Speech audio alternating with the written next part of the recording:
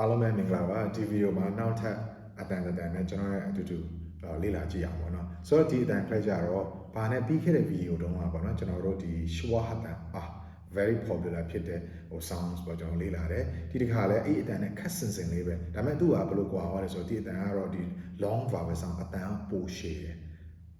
တဘောကတော့ဒီ English ဒီ vowel sound နဲ့မှာ central ဖြစ်တဲ့အတန်အလယ်ကနေပို့ပြုပြီးတော့မှရလာတဲ့အတန်ထုတ်တဲ့အတန်ပေါ့နော်ဒီနှစ်တန်ပဲရှိတယ်နဲ့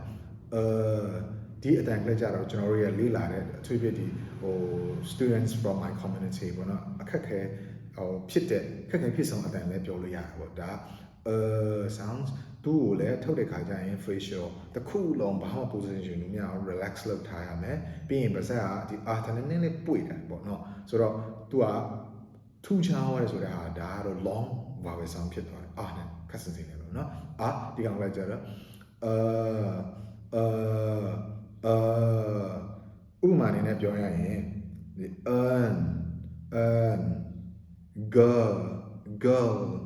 girl her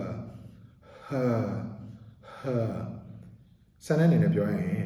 he earns a lot at work he earns a lot at work he earns a lot at work